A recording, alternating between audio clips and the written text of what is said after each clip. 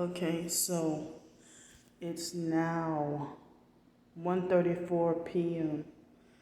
and I'm in a place where it's very quiet over here. You don't hear the outside noise in the store. But I just was able to. I have a small little bar of soap from Saturday when I was able to get a shower, and I used a little, that little bar of soap to wash my hair twice. So, yeah, so since anybody could come up in here and I won't get privacy for long, I'll probably just wait until later on tonight to, talk about what happened this morning and stuff like that. But I don't know if I'm tripping. I don't know if this is really if it's even on both sides, or am I tripping? I can't really tell because I have seborrheic dermatitis, and he was saying that I guess the dry skin was what make it look uneven. But I don't know. I can't tell if he was really telling the truth or if he was gaslighting. But now that I wash my hair, this looks, a little more even, but this still looks, this looks cut up, a little bit higher, and this side is a little bit lower, but it looks better now that I wash my hair and everything, and this part up in here doesn't look really, it doesn't look as bald, but I really felt bad to have to cut all my hair off because of my predicament and my situation that I'm in. Plus, my hair being so damaged from like rubbing alcohol, and residue and hand sanitizer and stuff. That is hard for me to try to, like, if I spray the alcohol and I try to avoid it and I'm outside, if I'm trying to spray where something bit me or something, and then the strong winds will make the stuff get all on my hair and everything. And I really felt bad to have to, cut all but it was very, very damaged and matted, and I tried what I could to comb it out. But as I said, if I'm supposed to be anticipating staying in that shelter, if I can, it would take me like 10 or 15 minutes to get, my hair washed. But up in there, all it took me was maybe 2 minutes to get this little bit of hair washed. I really feel bad, to have to get my hair cut. And then I still have like facial hairs, like right here, like hair on my chin and stuff, I can shave that like with a razor. I think I heard that the reason why I grow hair on my face is because when I was 10 years old and from the nose surgeries that I had, they forced me to take steroids when I was 10 years old. And I think when I was 11 also, they forced me, to take steroids.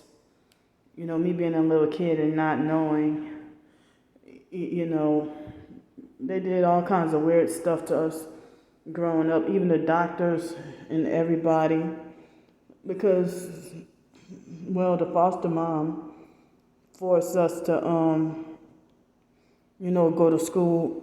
Well, I'm pretty sure I've told this story on other channels, but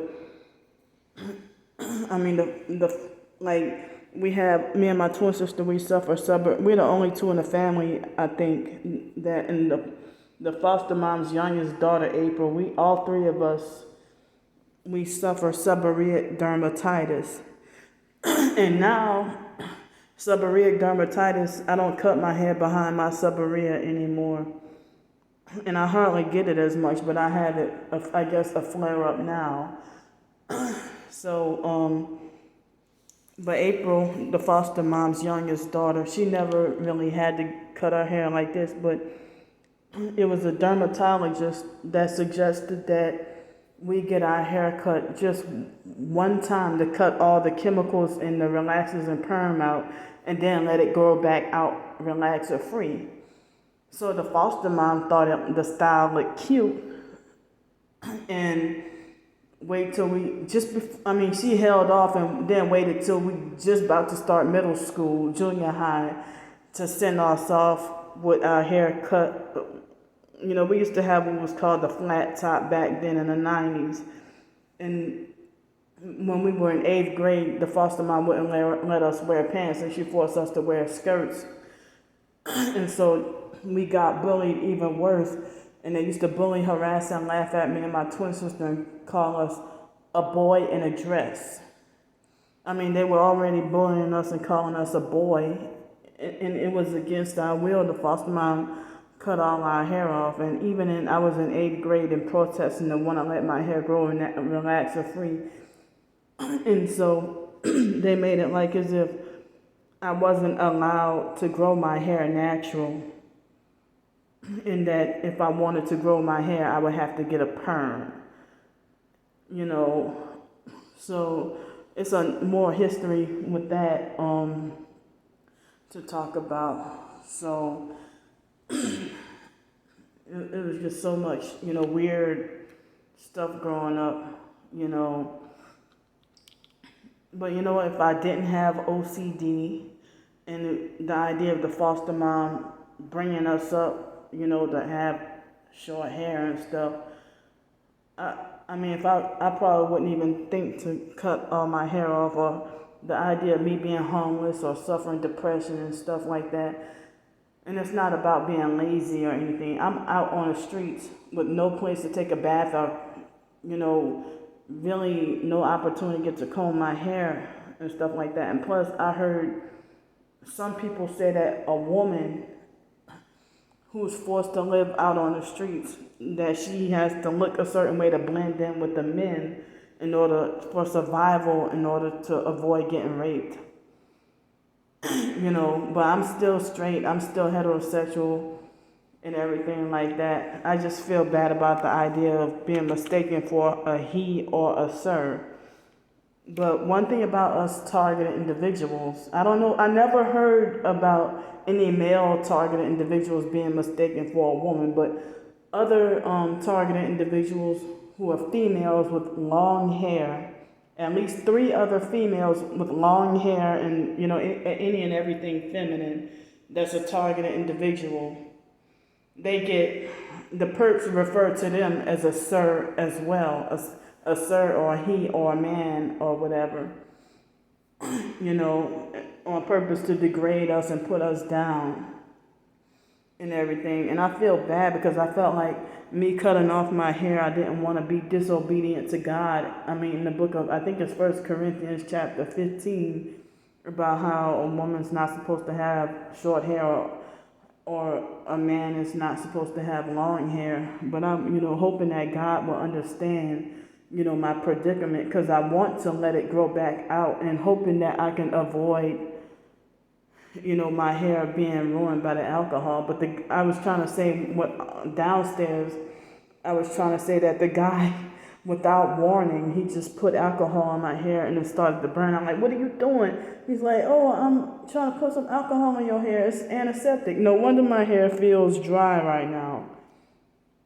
So, I wish he would have, people just take it upon themselves to do this and do that. And, they don't really ask for your permission or approval first. How do they know if you approve of what it's just like everybody trying to take control of me. Like they think they own me or something. Like the guy from the perp from that Boost Mobile place. I'm pretty sure the perps know about my phone anyway. I accidentally just slipped and said my phone company. I'm like, oh well. The perps already know anyway, because all the stuff they've done to my phone. So that narcissistic perp took it upon himself to add insurance on my phone, the $7 of insurance, and I said, no, take that off. I don't want that. And he didn't even apologize for taking upon himself to put insurance on my phone when, he put the insurance on my phone without asking me first or telling me, and then trying to pressure me to accept it. I'm like, no, because insurance does not protect you. I used to get insurance on my Metro PCS phone, and something happened to my phone, and I'm just fucked. I'm just screwed, So, some people be like, well, it's just hair. It will grow back. But I heard that if you get to eat healthier, if I get to eat healthier, then my hair can grow faster. And if I can keep it oiled. But the thing is, I don't want my sleeping bag to get messed up with the oil. And it just feels icky and uncomfortable to put like a plastic bag over my hair and stuff, or like plastic cap or anything like that. And then if I'm in a hotel, if I use the coconut oil, I don't want to clog up the drain. Coconut or olive oil, I don't want to clog up the drains because I'm trying to stick to natural products and stuff. So it's like, I don't know. But I see, y'all even see the dandruff on my eyebrows and stuff. And usually, if the seborrhea is bad, seborrheic dermatitis, if it's bad enough, you'll get patches on your face and stuff like that, But I heard that, it's just another inflammatory disease that can be cured by diet. If I had an anti-inflammatory diet, not that I have to cut my hair off because I have seborrheic dermatitis, but my hair is cut off for a different reason because of matting, it being matted and damaged. And from the rubbing alcohol and hand sanitizers and stuff like that, so I don't know. I just been feeling scared a lot lately, trying to fight against fear and trying to say, to hell with what the perps think or say. But, I'm sitting here having performance anxiety, talking on my videos on fear of what the perps are going to say or what they're going to gossip about or what action they're going to take to try to destroy me and stuff like that. So, I was going to wait till tonight, but I got some privacy up in here right now. So, when I went to, I'm not going to say the name of the place, this place to eat for breakfast, and as a targeted individual and homeless, I get treated the worst on rainy days. And so, everything was fine. Like, I went to the place for the first time Monday because I knew I was going to be in this area. And, hold up. Hello. I'm fine. So, I'll just keep talking anyway. So, I knew that I was going to be in this area. So, Monday, I had to, hold on. Monday I had to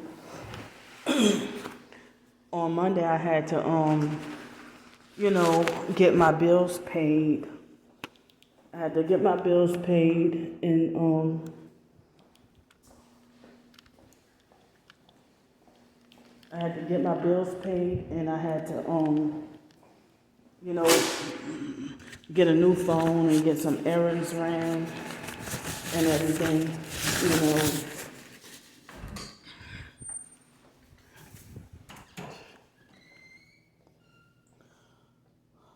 Well, I'm glad it's quiet, but so they have these perps that when I'm in the bathroom by myself, they'll pretend to fake like they're using the bathroom just so that they can eavesdrop in my phone conversation with another target, or eavesdrop in my me talking on a video or something, you know.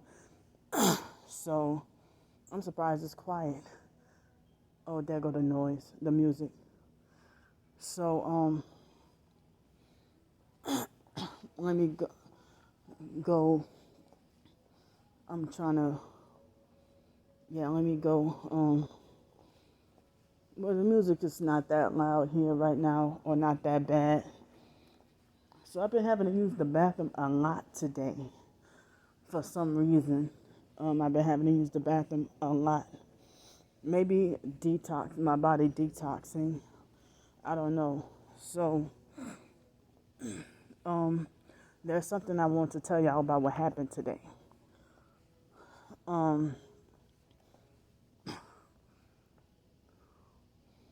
So, I went to get my bills paid, and I got my phone on Monday. And then yesterday, I thought it was gonna rain, so that's why I came over here. Hold on.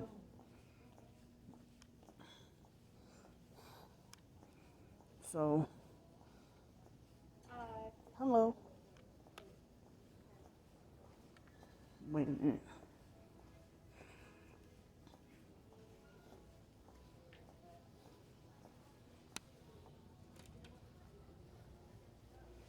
Hold up.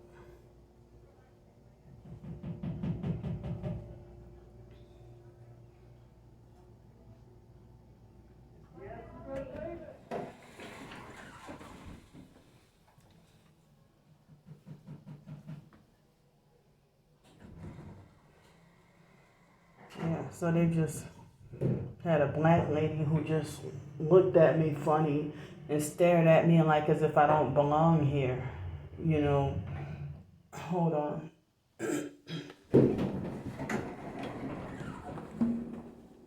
Hold on real quick. I'm sorry, y'all.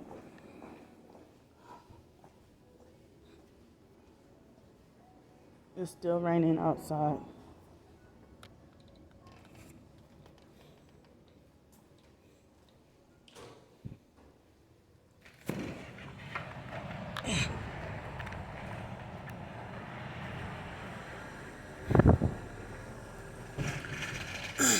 So, what I was trying to say was, I need to try to make sure nobody's around. You know, so,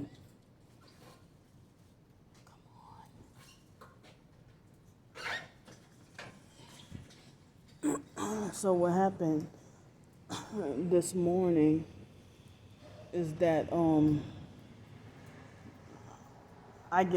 when you're homeless and targeted, you get treated with the worst abuse on rainy days. And so, you get treated with the worst abuse on rainy days. And then, so today, I went to the place to eat. Well, Monday, yesterday, and today, I got treated with, abuse. And they got perps everywhere. This car just pulled up. I don't even know if they're real customers or if they're perping. But it's like, well, I went to, because I covered my stuff in a black bag and went to use the bathroom because I had my stuff in the black bag to protect my belongings from the rain. Trying to protect my belongings from the rain. And then I wasn't even that long, and I went to use the bathroom, and then I came back, and then I had to go do something else just right quick. And then I came back, and the manager asked me, he questioned me, is that your, like, he just knew it was my bag though, but he said, is that your bag? I said, yeah. And so he took it upon himself to take my bag and move it. And guess where he put my bag? Outside in the rain. But good thing, because I had my book bag inside the black protective bag to protect my book bag from getting wet. So he said, he went outside and grabbed my bag, and he said, well, what is this? Is this clothes? And I said, no, that's my book bag is in there. And, I didn't take it out when I walked in there because it was raining when I got out of the cab. And so he said, he said, well, there's a lady over there that came and sat right there, and I didn't understand why would she go and sit there when they had dozens of other seats somewhere else, and I was still sitting there and still, trying to go and buy something else, to eat for lunch later on. And so when I asked the ladies made it like they didn't know what I was talking about, but they said that they didn't know I was sitting there. But it was one elderly lady and it was her daughter. And so the guy, when I questioned him about when I questioned him about the when I explained to him about my bag, and then he tried to say, oh, shut up. Hold up. Oh, come on. So when I tried to explain to him about my I tried to explain to him about my about my bag, and so then he said, oh, well, you're lucky it's not an airport,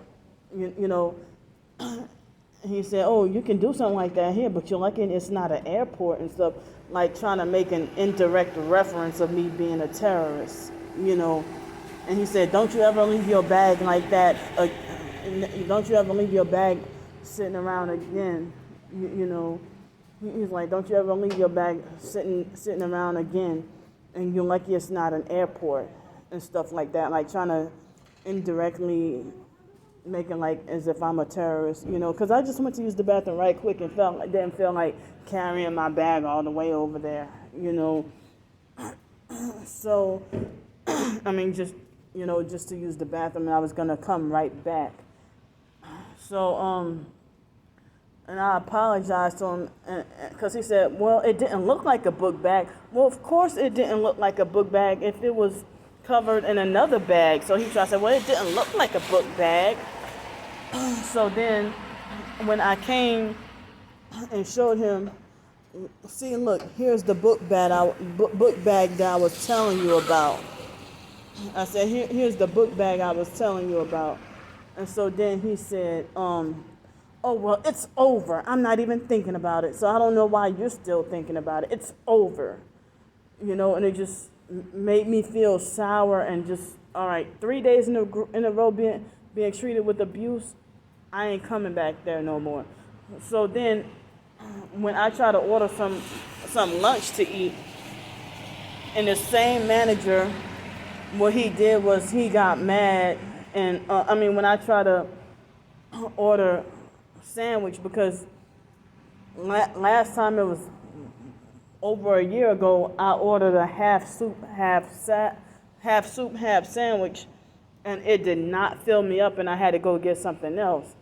So he tried to make it like, oh, if you have half soup, half sandwich, he tried to make it like as if I'm being greedy for having whole soup, the full sandwich and full soup, that I'm greedy.